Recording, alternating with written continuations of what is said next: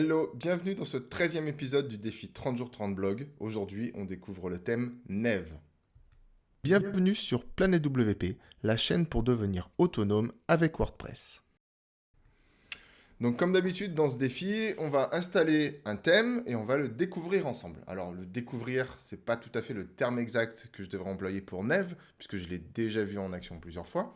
Mais néanmoins, on va quand même le passer au crible des quelques critères que j'ai, en tout cas que j'ai déterminés pour ce défi, pour savoir si un thème peut être utilisé assez facilement pour que vous puissiez créer un blog. Là, maintenant, tout de suite, en 2022, vous installez le thème, vous le configurez, votre blog est prêt, vous n'avez plus qu'à écrire des articles. Alors, ce qu'on va regarder, c'est déjà, est-ce qu'on peut régler les typographies du thème? Ça, c'est super important. Peut-être que vous n'avez pas de charte graphique, hein, comme je le répète souvent, mais vous avez peut-être envie de modifier les typos du site. Parce que le thème va venir avec son propre habillage graphique, et vous l'aimez tel qu'il est, tant mieux, vous l'utilisez tel qu'il est, on s'en fiche des réglages. Mais si vous voulez personnaliser quelques trucs, il faut au moins pouvoir personnaliser les typographies des titres et du corps de page. Ensuite, on va regarder si on peut gérer finement les couleurs du thème. Le thème vient avec un certain nombre de couleurs, peut-être même des palettes de couleurs. Est-ce que je peux les modifier? Soit parce que j'ai envie, soit parce que j'ai besoin de coller à ma charte graphique. Ensuite, ce qu'on va regarder, c'est est-ce qu'il y a des mises en page supplémentaires qui existent pour lister mes articles de blog. Par défaut, tous les thèmes viennent avec une page d'archives. Le thème va venir avec une page d'archives par défaut qui est déjà codée avec un certain modèle de page. Est-ce que je peux changer ou est-ce que je ne peux pas changer? Par exemple, souvent les articles viennent sous forme de liste. Si moi je les veux sous forme de grille, est-ce que je peux le faire? Ensuite, on va regarder si le thème propose des options qui éventuellement mériteraient d'être signalées. Je pense par exemple, je sais pas, des options un peu plus qui font que peut-être que même s'il y a des fonctionnalités qui manquent, le fait d'avoir ces options en plus, c'est intéressant.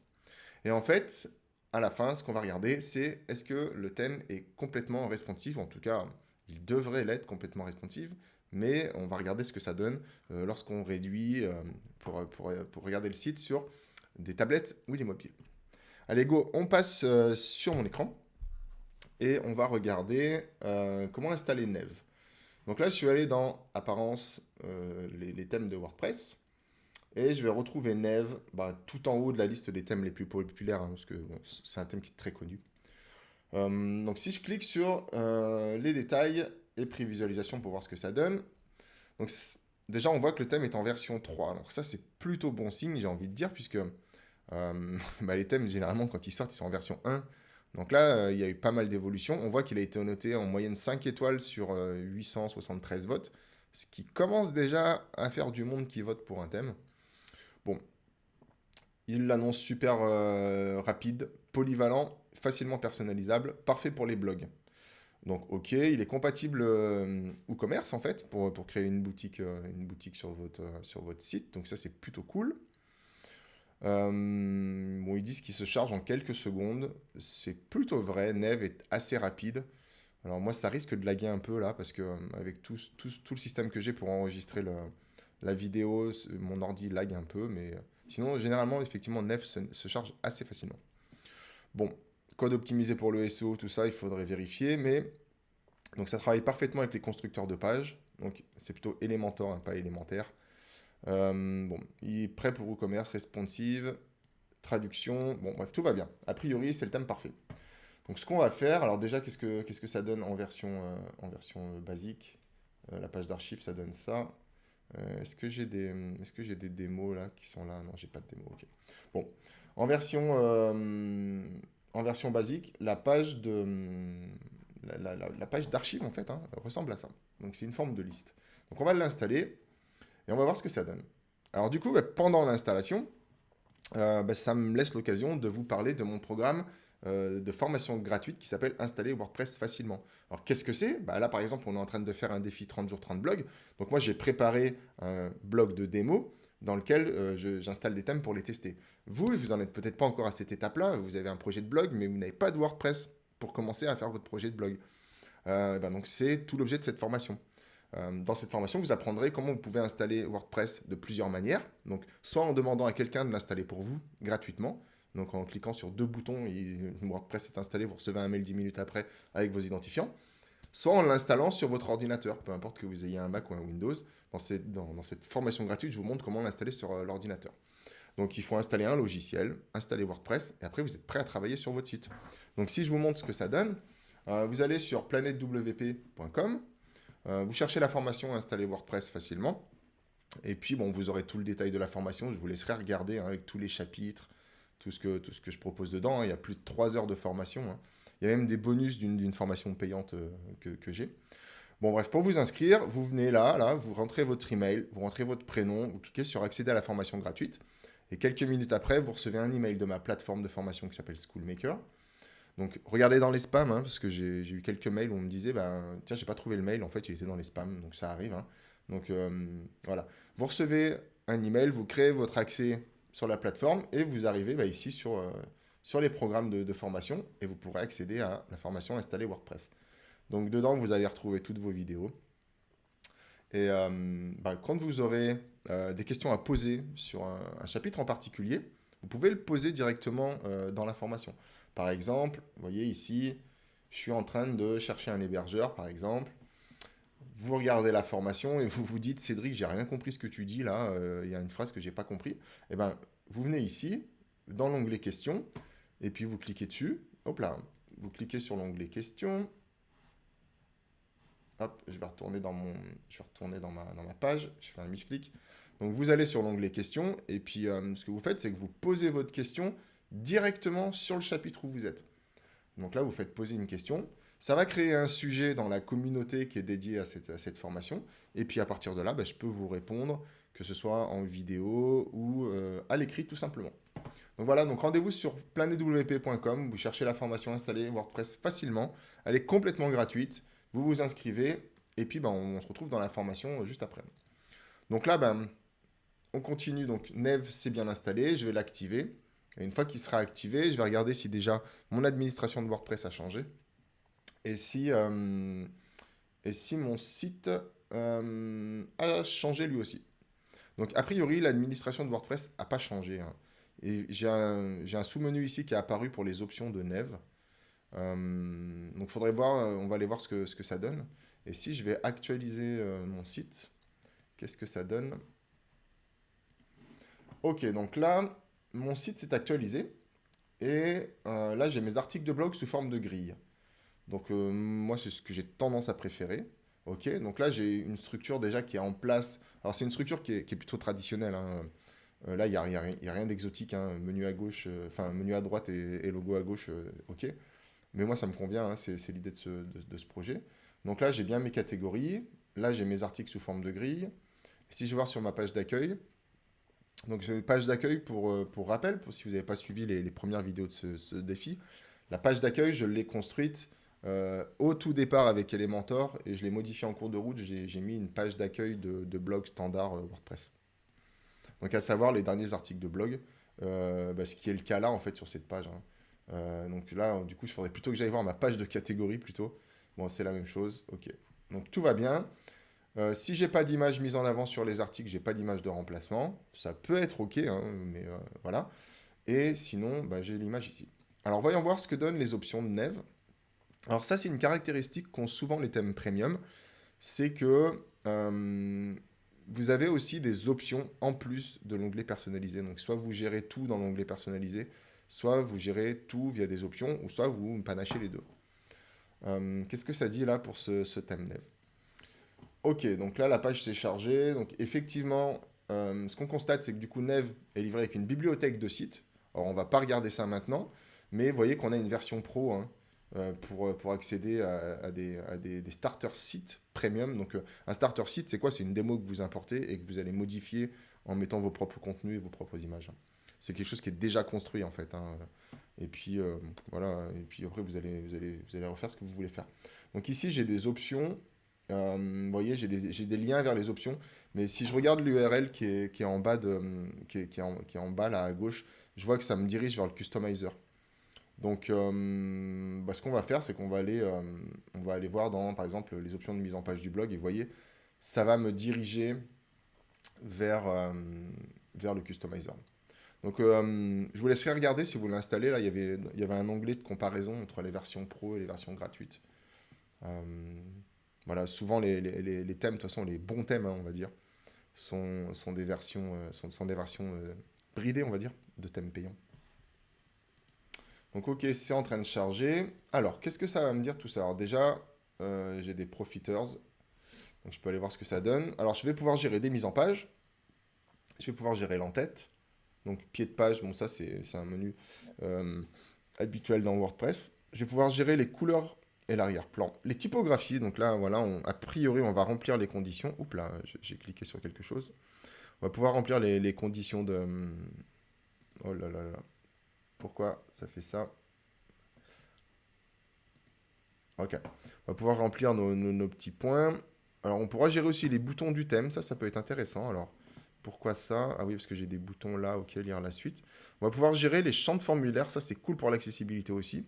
Et après, tout le reste, bon, c'est les sous-menus de WordPress. Et j'ai un accès direct à la doc de Neve. Alors ça, c'est trop bien. Parce que, comme je le répète souvent, un thème, il vient avec ses propres modèles de page. Il vient avec ses propres fonctionnalités. Et il vient avec ses propres spécificités. Le thème, c'est ce que le développeur a décidé d'en faire, toujours en tenant compte, bien entendu, des guidelines que fournissent WordPress. Et donc, en fait, ça veut dire quoi? Ça veut dire que chaque thème, si vous voulez l'utiliser exactement pour ce pourquoi il est fait, hein, ben, il va falloir apprendre à l'utiliser. C'est un peu comme utiliser un logiciel dans WordPress, finalement, un thème. Et du coup, si vous n'avez pas la doc sous les yeux, et ben, des fois, vous allez vous retrouver bloqué. Alors qu'un petit tour dans la documentation et vous lisez 3 articles et c'est réglé. Donc la doc, c'est votre meilleur ami. Hein. Donc s'il y a un lien vers la documentation dans un thème, c'est trop bien. Donc on va pas aller consulter la doc, je vous laisserai faire si vous voulez utiliser le thème. Alors ce qu'on va faire, c'est qu'on va les passer rapidement. Moi, ce qui va m'intéresser, c'est les typographies, les couleurs et les mises en page. Je vais quand même aller voir dans l'entête, là, si j'ai un petit menu pour régler la hauteur du logo. Ça, c'est ce qui me paraît important. Alors, on va aller voir dans l'entête. Donc ici, j'ai des liens rapides pour modifier le logo, modifier la couleur de l'entête et modifier le menu. Donc certainement que je vais avoir des mises en page pour le menu. Vous voyez, vous voyez, j'ai beaucoup de réglages là déjà. Donc là, c'est vraiment cool parce que on sent que... alors là, je peux gérer le style, hein, je peux gérer l'arrière-plan, les choses comme ça. L'arrière-plan de l'entête, le bas de l'entête, etc. Donc là, on est déjà de base dans du lourd, quoi. À peine je regarde les réglages, on a déjà des possibilités qui sont vraiment cool et on n'est qu'en version gratuite. C'est-à-dire que dans la version pro, on a certainement beaucoup, beaucoup plus. Donc les pré-réglages d'entête, qu'est-ce que je vais avoir? Ben voilà, typiquement, là, on est dans un thème de qualité, quoi. Vous voyez, par défaut, j'ai déjà tout ça que je peux mettre dans mon en-tête. Ça veut dire que ici, je peux avoir une en-tête ici avec une barre de recherche. Ça peut être très très bien si vous avez beaucoup de contenu dans votre site. Si vous n'avez pas beaucoup de contenu, mettez pas la recherche, hein, c'est inutile. Je pourrais avoir cette disposition-là, je pourrais avoir cette disposition-là par défaut. Je peux avoir cette position-là par défaut, qui est plutôt bien. Je peux avoir cette disposition-là avec un bouton que je mets ici, qui serait un appel à l'action, par exemple, etc. Donc c'est vraiment très très bien. Et ici, on a un en-tête builder, en fait. Vous voyez, ça veut dire que je peux même personnaliser mon en-tête comme je le veux, en 2 colonnes, 3 colonnes, etc. Vous voyez, je peux ajouter des choses. Donc ça, c'est vraiment bien. Alors, je ne vais pas vous faire la démo ici. Alors, comme je le dis souvent comme je le dis souvent dans les vidéos, si vous utilisez Neve et que vous êtes intéressé pour que je fasse un live, par exemple, on prend 2 heures, on bloque 2 heures une soirée, et je fais un live sur la chaîne et je configure un blog avec Neve, c'est OK, moi ça m'intéresse de faire ça. Ok, bon. Haut de l'entête, contenu pleine largeur, faut que j'aille voir dans le style, hauteur de la rangée. Ah oui, ouais, c'est vraiment du lourd. C'est stylé. En tête principale, contenu pleine largeur, au niveau du style, hauteur de la rangée. Bon, j'ai pas trouvé mon option pour le logo pour l'instant. Bon, après, peut-être que je vais aller directement ici dans le lien pour aller modifier le logo. Ok. Donc afficher le slogan, désactiver. Voilà, largeur maximale du logo, je l'ai là. Donc ça, c'est OK. Hein. Ça veut dire que si moi, je préfère le mettre 150 pixels, 152, etc., ça va me le mettre à jour. Et vous voyez, ça va l'augmenter, etc. Donc ça, c'est plutôt stylé. Donc pour moi, c'est pari réussi. Alors vous voyez, en plus, je peux gérer ici finement les alignements, le style, la couleur du texte ici. Donc ça c'est trop bien parce que ça fait partie des conditions. Est-ce que je peux gérer facilement les couleurs de mes textes et compagnie? Eh bien oui, je peux le gérer facilement. Euh, donc ça, c'est plutôt bien. Alors là, j'ai pas mis de texte et des liens ici, hein, mais c'est vraiment trop bien. Alors je vais arrêter là pour l'entête. Pour moi, c'est déjà pari réussi hein, pour les mises en page. Enfin, je veux dire, sans surprise, là-dedans, ici, dans le menu mise en page, je vais retrouver toutes les mises en page de tout. La largeur certainement du container, est-ce que j'ai des colonnes latérales ou pas, mes pages de blog et mes pages d'archives, donc c'est ce genre de pages-là, mes articles uniques, mes pages de contenu, ma page d'accueil. On va tous les passer rapidement, mais largeur du contenu, là, 1170 pixels. Style de conteneur par défaut, c'est contenu ou pleine largeur, par exemple. Donc je pourrais l'étirer complètement. Pareil pour les pages de blog et pareil pour les articles uniques.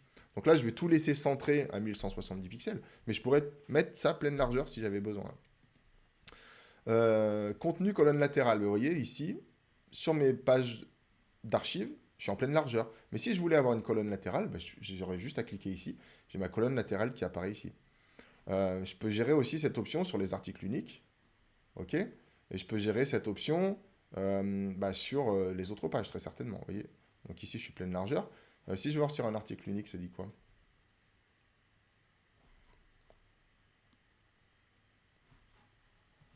Voilà, sur mon article unique, j'ai bien ça. J'ai bien la colonne latérale. Si je la mets à gauche, est-ce que ça fonctionne? Ouais, ça fonctionne. Et si je vais voir sur une page de blog, tiens. Donc mes pages de blog sont comme ça. Alors là, j'ai pas la colonne latérale. Bon, faudrait voir pourquoi. Bon, on s'en fiche un peu. En tout cas, c'est plutôt bien au niveau des mises en page. Bah, ça remplit déjà le taf, hein, en fait, hein. Alors maintenant, voyons voir. Voilà, ok, c'est ça que je voulais voir. Donc ici, effectivement, au niveau des mises en page du blog, eh ben, j'ai ces trois modèles. J'ai ce modèle avec une vue en liste, avec trois colonnes, que je peux certainement modifier, peut-être jusqu'à six colonnes, certainement. Je peux activer le masonry. Alors c'était sur ce genre de grille, mais ok, donc ça se comporte comme ça en liste, ce qui est plutôt pas mal. Et du coup, ça dit quoi? Ok. Ouais, c'est vraiment du lourd. Donc, ici, par exemple, je peux changer l'ordre de cette mise en page. Par exemple, si je veux que... je dis n'importe quoi, mais si je veux que mon extrait soit caché, alors on va pas changer l'ordre, mais si je veux que l'extrait soit caché, bah, j'ai juste à le décocher et l'extrait va disparaître d'ici. Vous voyez, donc j'aurai plus que mon titre et ça, ce qui est plutôt cool.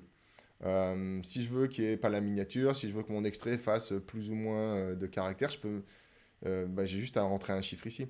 Je peux même gérer l'ombre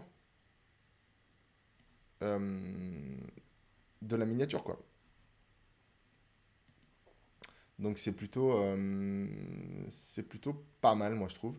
Alors les méta de la publication, bah, c'est tout ce qui est, enfin, c'est tout ce qui est auteur, nombre de commentaires, etc.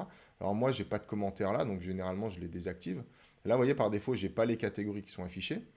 Mais si je veux mettre la catégorie, j'ai plus qu'à la mettre, quoi. Donc là, elle passe ici, elle s'active. Donc la catégorie va apparaître. Et après, la puissance de l'outil, c'est que ben, je peux changer. Si je veux par exemple mettre d'abord la date et puis après le reste, ben, j'ai plus qu'à glisser déposer. La date passera devant.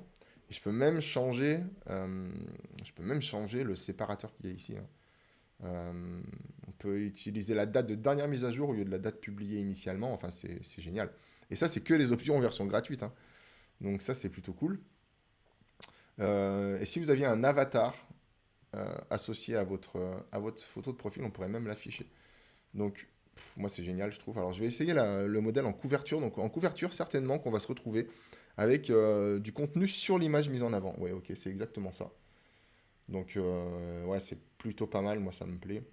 Ouais, je vais laisser ça, tiens, juste pour le fun, je vais laisser ça. Euh, ouais. Allez, je vais laisser ça sur trois colonnes. Et j'ai même une prévisualisation ici de, de ce que ça peut donner sur tablette et mobile. Là, vous voyez, sur tablette, on passera en deux colonnes et sur mobile, certainement qu'on passera sur une colonne, ce qui est plutôt cohérent. Donc, pour moi, c'est déjà pari réussi. Pour les structures, là, il n'y a rien à dire. Ouais, pour les structures, il n'y a rien à dire. Tout est OK pour le thème, c'est déjà validé. Les structures des hautes pages, les structures des pages, les structures des articles, on peut faire largement ce qu'on veut. Maintenant, on va aller checker les typos et on va aller checker les couleurs. Alors, si vous êtes en train d'apprendre quelque chose en regardant cette vidéo, bah, je vous invite à vous abonner. Cette chaîne est naissante au moment où vous regardez cette vidéo. Et donc, j'ai besoin de votre support. Donc, abonnez-vous, commentez si vous avez des questions. Et puis, eh ben, on continue maintenant. Allez, go. On voit sur mon écran. Donc, du coup, bon, je vais quand même aller voir la structure de l'article unique parce que c'est une belle découverte. Dans l'article unique, par défaut, on a le thumbnail, donc l'image mise en avant qui est d'abord mise en haut de l'article. Ok. Mais peut-être que vous voulez que l'image mise en avant soit en pleine hauteur, là, comme ça, dans un header, etc. Et c'est stylé. C'est propre. Il n'y a rien à dire. Vous voyez, ici, on peut gérer les positions du titre. Euh, on peut gérer la couleur de superposition, la couleur du texte. Ça, c'est trop bien parce que comme vous mettez une image de fond ici, là, si par exemple mon contenu était noir, enfin, par exemple, ma couleur était noire, on la verrait quasiment pas sur cette image. Donc, par défaut, vous voyez, on peut changer, etc. On peut changer l'opacité, on peut masquer l'image mise en avant, on peut gérer sur les modes de mélange, comment ça apparaît, etc. Les éléments de page, vous voyez, par exemple, ici, j'ai le contenu, les étiquettes, les commentaires. Bon, moi, j'ai pas besoin des commentaires, par exemple. Bah, je le désactive et les commentaires vont disparaître. Ça, c'est génial. L'espace entre les éléments, bah, ça, si vous n'avez pas ce menu-là pour gérer l'espacement entre les différents éléments, alors là, vous voyez, mais les commentaires ont disparu. Et ben, ça, typiquement, il faudra faire du code. Si vous n'êtes pas développeur, avoir ça, c'est génial. Parce que si vous avez une charte graphique, et ben, vous pouvez adapter le plus possible à votre charte graphique. Et là, pareil, je peux regérer les métas qui sont là directement sur chaque article. Donc ça, c'est génial.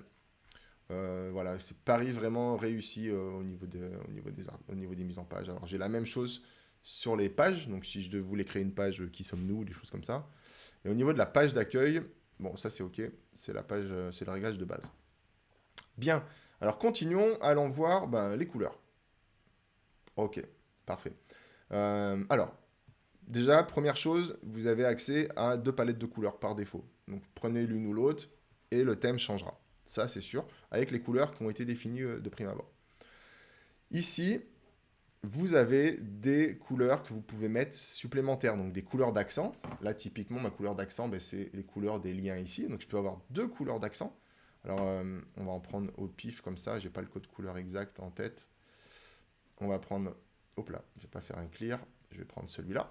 Donc là, sans surprise, quand ça va se réactualiser, et ben ici, j'aurai mes couleurs. Alors, je vais prendre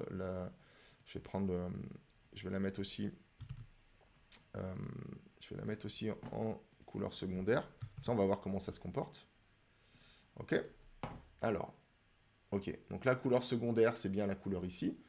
Couleur, j'imagine que la couleur première d'accent, ça doit être celle-là. Ça doit être la couleur des liens dans le corps de page. Vous voyez, la couleur des liens est là. Couleur d'accent secondaire, ça doit être certainement celle-là. Je peux gérer la couleur de fond du site. Et je peux gérer aussi la couleur de fond en mode light et en mode dark. Parce que regardez ici, vous avez une palette de base et une palette en mode sombre.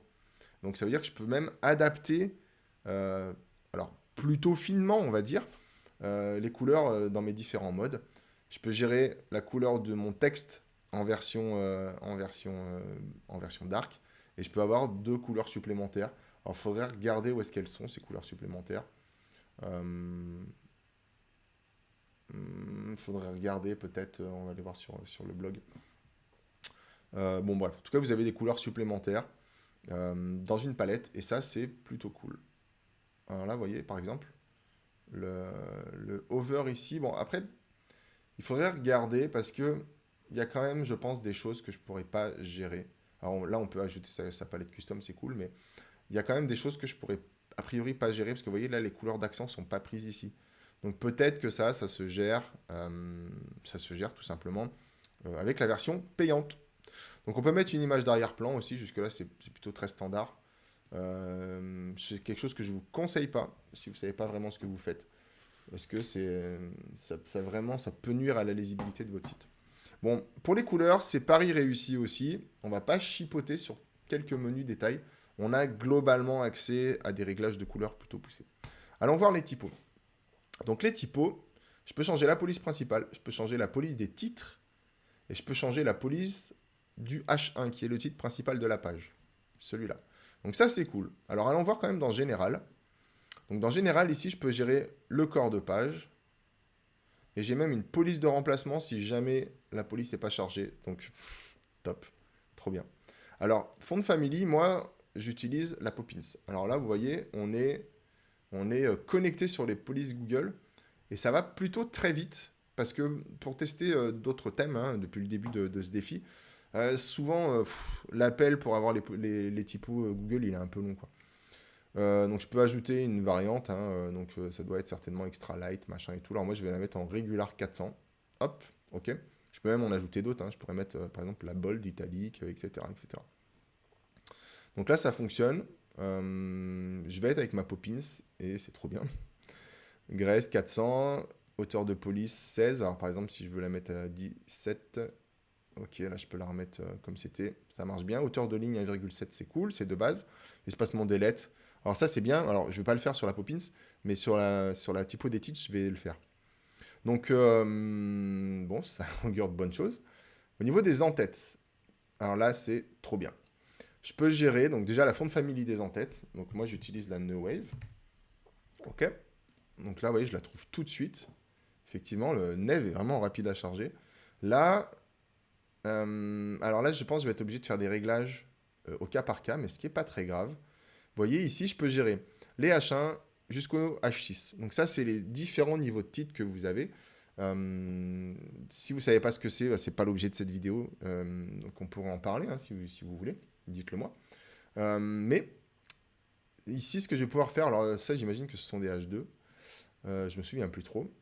Bon, ici, je vais pouvoir gérer la taille. OK. Alors, je vais plutôt aller dans un article, ce sera plus simple. Je vais aller modifier la taille, je vais pouvoir modifier la hauteur de ligne, je vais pouvoir modifier l'espacement des lettres. Donc typiquement, voyons voir ce que ça donne si je le mets à, je sais pas moi, 25. Est-ce que là, ça bouge? Alors c'est peut-être celui-là. Ouais, ok. Alors là, il faudrait que je vérifie. Je pense que là, il m'a mis un H1 en fait. Ok. Heureusement que c'est un site de démo. Ok, donc là par exemple, je peux gérer aussi l'espacement des lettres. Hop, comme ça. Je sais pas si vous voyez là. Hop, si je mets un pixel, bim. Ok. Donc ça, c'est plutôt cool. Alors, on va pas se plaindre. Alors, je peux gérer la hauteur de ligne ensuite. Et aussi, je peux le gérer sur chaque élément. Donc ça, c'est vraiment cool. Parce que ça veut dire que, par exemple, au niveau de la taille de police sur écran, je peux me retrouver comme ça. Mais peut-être que sur tablette, j'aurais envie que, je sais pas moi, ma taille de police soit à 35, par exemple, hein. Je sais pas pourquoi, mais ok, quoi. Et donc là, si je repasse ici en version desktop, bah, je vais être à 32, quoi. Donc c'est parfait. Je sais pas quoi dire de plus, c'est parfait. La seule chose que je trouve pas, et c'est du chipotage, là, vraiment c'est du chipotage. Alors je peux gérer ça aussi au niveau du blog, au niveau des titres de publication, des extraits, la méta de la publication et de l'article unique, hein. Donc c'est-à-dire... ici, si je veux une typo en particulier, si je veux un titre en particulier, etc., je pourrais le gérer ici. Je ne vous fais pas la démo, c'est exactement la même chose. La seule chose que je ne peux pas gérer, là tout de suite, et que je trouve dommage, parce que il y a que des bonnes surprises, c'est que je ne peux pas gérer la couleur du texte. Voilà, c'est tout. Voilà, je peux gérer la couleur du texte ici, au global, donc en version white et en version dark, mais je peux pas dire, moi je veux les textes enfin je veux les titres en orange et les textes en blanc. Ou alors je l'ai pas vu, hein, mais, euh, mais je peux pas gérer ça. Alors là je vais laisser noir comme ça, enfin gris foncé comme ça, c'est cool, mais j'ai pas cette option-là. Alors c'est du chipotage, vraiment c'est du chipotage. Je pense que c'est dispo dans la version pro, mais bon, en tout cas, c'est juste parfait là, en tout cas. Alors après, je peux gérer aussi les boutons. Donc ça, c'est une petite fonctionnalité supplémentaire qui est bien cool. Alors ce que je vais faire, attendez, c'est que je vais retourner dans mes mises en page. Je vais aller dans l'article unique et je vais réactiver les commentaires. Comme ça, je vais avoir un bouton de publication. Ok. Donc si je retourne dans les boutons ici. Si je retourne dans les boutons. Ok. Je vais attendre que ça se réactualise. Ok, ça s'est réactualisé. Donc là, j'ai bien un bouton. Donc j'ai bien la fameuse couleur ici. Donc là, je ne peux pas cliquer parce que j'ai pas rentré de contenu. Alors juste petit aparté, vous voyez ici, quand je suis ce qu'on appelle en focus dans le champ, j'ai le champ qui s'illumine là avec une de mes couleurs d'accent. Ça, c'est génial pour l'accessibilité, hyper important. Voilà, trop bien, rien à dire de plus. Donc là, blablabla, ok. Ah oui, là, de toute façon, je peux pas le faire parce que je suis dans l'onglet de personnalisation. Ok, donc je peux gérer la marge interne du bouton, donc c'est-à-dire tout l'espacement interne. Je peux gérer la transformation du texte, par exemple si je veux le mettre en capital, ici. Enfin, voilà, si je peux le mettre en majuscule complet. Ok. La graisse, je peux la gérer. Si je veux peut-être le mettre légèrement plus fin, comme ça, ok. Je peux gérer la taille de la police. Hop, là c'est 1 pixel, hein. Mais si je veux par exemple mettre 30 pixels, ça va me le mettre en 30 pixels. Hauteur de ligne, espacement des lettres, enfin tout va bien. Et j'ai un bouton principal et un bouton secondaire. Donc le bouton principal, il est comme ça, avec cet arrière-plan là. Et le bouton secondaire, alors je peux même gérer voilà, le survol du bouton principal. Donc c'est-à-dire que là, si je me mets là et que je dis que je veux la couleur soit noire, et ben mon bouton par défaut il est comme ça. Alors, on va le laisser s'actualiser. Et quand je passe la souris, il devient noir. Donc c'est vraiment trop trop bien. Je peux même gérer les couleurs du coup. Là ici je pourrais passer la couleur en orange du texte sur le hover. Et le bouton secondaire, il faudrait voir ce que c'est ces boutons secondaires. J'en ai pas vu encore j'en ai pas vu encore ici.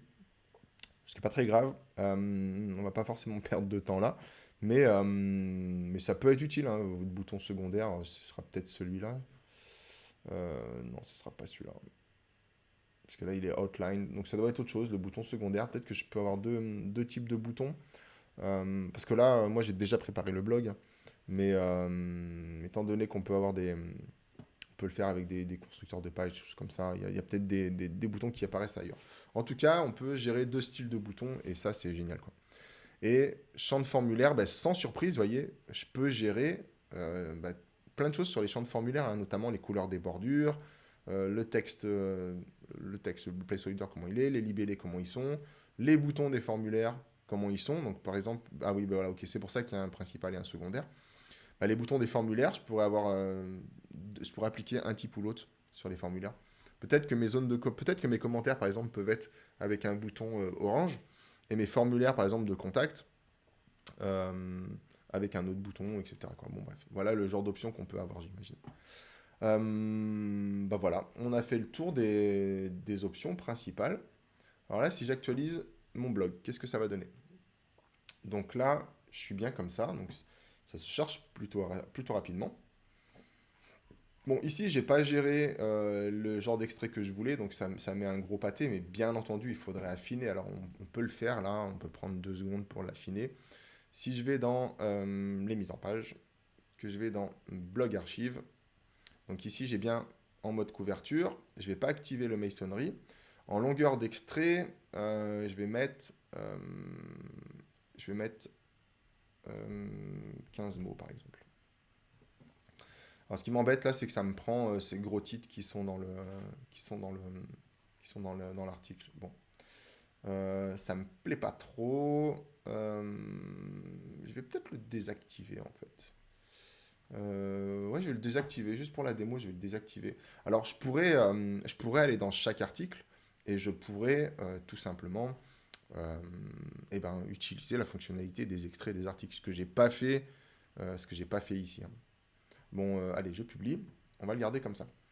Parce que là, ça fait trop, c'est too much par exemple. Là, c'est pas quelque chose que je pourrais sortir comme ça. Il faudrait aller travailler plus le contenu. Donc là, juste pour la découverte du thème, on va se mettre quelque chose comme ça. Donc là, ce qui est bien à notifier, c'est que comme j'ai une structure sous forme de grille, si j'avais pas d'image ici mise en avant, comme c'est le cas sur cet article, je ne veux pas avoir du blanc ici, je veux quand même garder une espèce de cohérence visuelle. Donc le thème est assez intelligent pour me proposer quelque chose de remplacement. Donc là, en l'occurrence, c'est certainement un filtre en opacité par-dessus, mais ça mérite d'être notifié. Alors là, on va checker le responsive, voir ce que ça donne. Donc sans surprise, normalement, je devrais passer sur 2 colonnes. Voilà, ok, parfait. Donc là, j'ai le menu qui se met là. Ok, stylé. C'est propre. Alors, est-ce que je peux le fermer en cliquant ici? Oui, parfait. Et sur mobile, ouais, là ça commence à devenir limite, à mon avis. Voilà, on pourrait le faire peut-être un petit peu plus tôt, mais c'est ok, ça fonctionne bien. Sur le blog, sur une seule page, ici, bon là, ça manque un peu d'interaction, ça pourrait peut-être se gérer. Enfin, en tout cas, c'est pas assez flagrant, mais bon, c'est du chipotage. Là, il s'ouvre toujours comme ça, c'est cool. Et si je veux voir un article unique, donc là, j'ai pas d'image mise en avant, donc on va voir ce que ça me met en haut de page. Ok, ça me met ce fond gris. Alors par contre, ce qui est bizarre, c'est que... alors après, c'est peut-être logique, il faudrait que je vérifie la structure. J'ai la sidebar avant l'article, donc ça c'est bizarre. Et si je vais voir un autre article qui lui a l'image mise en avant, par exemple le 8, ok, donc déjà ça charge vite. J'ai bien mon image qui est là. C'est propre, il n'y a rien à dire, hein. Les commentaires sont bien là. Hop, là je peux bien laisser le commentaire, blablabla. Hop, commentaire. Est-ce qu'il va s'afficher tout de suite? Je sais plus ce que j'avais. Ouais, ok, il s'affiche tout de suite. Ok, bah c'est plutôt bien foutu. Je voudrais aller vérifier un truc quand même. Parce que ça me... Oui, ok, j'avais mis la sidebar à gauche. Ok, donc c'est moi. Mise en page du blog, par exemple. Si je vais voir dans l'article unique. Et que... ah oui, non, c'était pas là. C'était dans les mises en page. La colonne latérale ici. Si par exemple j'ai mon article pleine largeur, comment ça va se comporter? Hop. Je voudrais voir juste si Neve prend 100% de la taille. Non, ok, il le centre dans la page. Donc ça, c'est vraiment bien. Ça, c'est important. Alors, je reprends la caméra 2 secondes. Ça, c'est super important parce que là, pourquoi je teste ça? Parce que il y a certains développeurs qui auraient mis tout le contenu 100% de la taille. Ça fait 1170 pixels de large là sur cette démo. C'est énorme. Si vous avez votre ligne qui va jusqu'au bout comme ça, pour revenir à la ligne après, pour lire, c'est compliqué. La lecture est moins facile.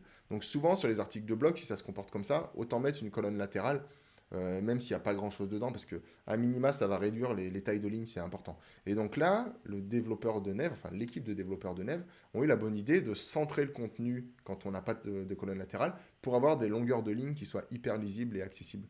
Donc rien à dire, c'est trop bien.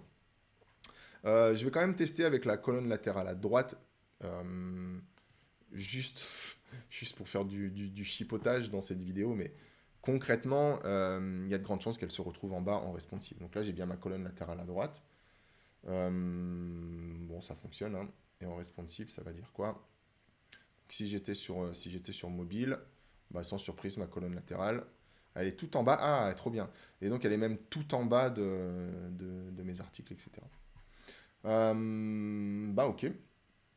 Pour moi, c'est un grand oui. C'est un grand, grand oui pour ce thème. Donc, si vous avez l'intention de monter un blog là bientôt, voire même un petit peu plus qu'un blog, hein, même peut-être un site institutionnel couplé d'un blog, un site vitrine, etc., ou un site pour votre activité de freelance, etc., eh ben, Neve, c'est un grand oui déjà en version gratuite. Vous pouvez déjà faire énormément de choses. Vraiment, on peut monter un site qualité professionnelle juste avec le thème gratuit, hein, quasi sûr. Il y a peut-être des petites choses où il faudra faire deux trois lignes de code, mais globalement, pour moi, c'est un grand oui. Sans surprise, je pense qu'il va figurer parmi le top 5 des thèmes que je peux vous recommander si aujourd'hui vous voulez créer votre site. Allons voir quand même, avant de terminer cette vidéo, qui commence à devenir un peu longue, allons voir ce que propose la version pro. Bon, on sait déjà qu'on peut importer des démos. Alors, le Neve en version gratuite, il a pas de header booster. Ok, alors le header booster, c'est que vous avez beaucoup plus d'options supplémentaires. Il a, il a un peu moins de layout options pour les singles et les pages d'archives. Un peu moins, qu'est-ce que ça doit être en version pro, hein. Euh, Peut-être ça pourrait être intéressant de l'acheter et de faire une formation gratuite sur la chaîne là qui durait peut-être 2 3 heures, mais ça pourrait être intéressant parce que si déjà en version gratos, personnellement ça me comble en tout cas pour des besoins basiques, qu'est-ce que ça doit être en version pro quoi. Alors les premiums starter sites, bon moi perso je m'en fous un peu, mais si ça vous intéresse on peut les regarder. Les custom layout, ok. Ah oui, ok, donc je peux personnaliser plein de choses, les pages d'erreur, les footers, etc. Il y a un Elementor Booster, donc avec des widgets supplémentaires, en version pro, hein, j'entends. Il y a un WooCommerce Booster, donc le booster, c'est, ben voilà, on a bien compris que c'était pour ajouter des trucs en plus. Alors, il a un module de performance, par exemple, pour mettre les fontes localement, etc. Parce que là, par exemple, les fontes, elles viennent de chez Google, donc il faut les appeler, ce qui peut impacter les performances, hein. Ouais, c'est vraiment bien. Template Cloud Access, bon, je s'en fous un peu. Les premium WordPress blocks. Ok, ça doit être des blocs supplémentaires avec Gutenberg, j'imagine. Un white label. Ok, ça, c'est si vous êtes une agence et que vous revendez des sites, eh ben, vous pouvez acheter Neve et puis dire Eh, c'est moi qui l'ai fait, mettre votre propre logo dessus. Lifter LMS Booster. Un LMS, c'est un Learning Management System, donc ça veut dire que même ce site peut vous permettre de créer votre propre école en ligne, quoi. C'est juste ouf. Bon, traduction impeccable. Des fontes de chez Adobe qui sont souvent payantes. Et ils disent qu'il est plutôt... ah oui, non, pardon, ils disent enfin, vous avez du support client, quoi. Bon, blablabla, blablabla. Après, on va suivre le truc. Voilà, c'est ce qui m'intéresse. Alors, en version personnelle, 59 $ au lieu de 86. Alors pourquoi, je sais pas, il doit être en Christmas Friday, j'en sais rien. Bon bref, 60 $. Quand on voit déjà la qualité du gratuit, faut y aller direct. Pour moi, si je devais m'en servir pour un projet pro, on va dire, où il y a pas de développement spécifique à faire, ou très très peu, parce que le client, par exemple, n'a pas de budget. Parce qu'un site sur mesure, ça coûte très cher, il faut le savoir. Un petit site qui coûte une poignée de milliers d'euros, ça vaut le coup de prendre la version pro parce qu'on va avoir accès à plein de choses sans avoir besoin d'y passer trop de temps. Et du coup, toutes ces choses qu'on va mettre en place, après, en tant que développeur, on peut les optimiser en faisant du code. Mais le temps passé, le temps qu'on passe pas en tout cas à mettre ces choses-là en place qui seraient très chronophages, ça impacte forcément le prix final. C'est pour ça que un site sur mesure, c'est très très cher parce que ça prend beaucoup de temps à développer, tout simplement, hein. C'est pas forcément une question de technicité, c'est aussi une question de temps passé. C'est long de faire un thème sur mesure, quoi. Bon, bref, c'est un autre débat. 59 $, il n'y a rien à dire. On a les header boosters, les éléments, les machins, blablabla. On a un an de support pour un nombre de sites illimité et on a un an de updates, de mise à jour pour un nombre de sites illimité. Ça, c'est important parce que la plupart des licences de thème, c'est pour un site. Ça veut dire que si vous l'installez sur plusieurs sites et que vous les contactez en disant Hey, j'ai un problème sur mon site, déjà, ils vont vous dire c'est quoi déjà le site en fait. Donc, vous allez dire ben, moi, ma licence, elle est sur tel site. Et si vous l'appelez pour un deuxième site sur lequel vous avez utilisé votre licence, ils vont vous dire bah, débrouille-toi. Parce que concrètement, la licence, elle est sur un site. Là, c'est sur un site illimité, sur un nombre de sites illimité. Mais par contre, vous n'avez pas accès à des choses supplémentaires telles que les Premium Starter Sites, le WooCommerce Booster et le support prioritaire. Là, vous avez un support, mais le support prioritaire, c'est en une demi-journée, j'ai lu tout à l'heure. Mais là, ça coûte plutôt 149 $ pour un an. Et si vous êtes une agence et que vous voulez vous voulez avoir accès à tout, c'est plutôt 259 $ la licence à l'année. Sachant que, donc je sais qu'il y en a certains d'entre vous qui sont en agence et qui suivent mes formations ou mes contenus gratuits, ou même qui m'écrivent des fois. Ils sont en agence parce que ils sont juste webmasters, ils font des sites avec WordPress. Il y a beaucoup d'agences qui n'ont pas de développeurs en interne. Et qui, des fois, ils m'appellent, ils me disent Ah, Cédric, j'ai un problème, tu peux m'aider. Donc, si c'est des élèves, je peux bien filer un petit coup de main. Si c'est des gens qui cherchent juste un professionnel pour les aider gratos, ben, merci, au revoir. Mais en tout cas, n'importe quelle agence qui souhaiterait un bon thème peut dépenser 259 $ par an euh, pour un nombre illimité de sites pour installer Neve dessus. Surtout que, comme je le disais tout à l'heure, un thème, c'est un apprentissage en lui-même. Donc, quand vous allez installer un thème, vous allez passer du temps pour le découvrir, vous allez voir toutes les fonctionnalités, toutes les possibilités, et puis vous allez faire un projet, deux projets, trois projets, quatre projets, 10 projets, et au bout d'un moment, vous allez savoir très finement ce que le thème est capable de faire tout de suite ou pas du tout. Et donc, du coup, si vous êtes une agence ou un freelance, bah, vous allez vous dire, bah, attends, ce thème-là, je sais ce qu'il peut faire ou pas faire, bah, on l'installe systématiquement, on l'utilise systématiquement, comme ça, vous gagnez du temps de production. Donc, si vous êtes dans une agence et que votre boss, il vous dit, non, non, 259 $ c'est trop cher, c'est étrange. C'est étrange parce que c'est rentabiliser n'importe quel premier site internet, quoi. Bref, tout ça pour dire que c'est un grand oui ce thème Neve. Il va figurer parmi mon top 5. Et donc, si vous êtes encore là au bout des 45 minutes que dure cette vidéo, eh ben, abonnez-vous et cliquez sur la cloche. Comme ça, vous êtes notifié de toutes les nouvelles vidéos. Donc, eh ben, on se retrouve dans une prochaine vidéo. Pensez à vous inscrire aussi à la formation Installer WordPress facilement que vous trouverez sur planetwp.com. Et puis, à plus. Ciao. Merci d'avoir regardé cette vidéo jusqu'au bout. Rendez-vous sur planetwp.com pour retrouver toutes les formations dédiées à WordPress. Pensez à vous abonner et on se donne rendez-vous dans une prochaine vidéo.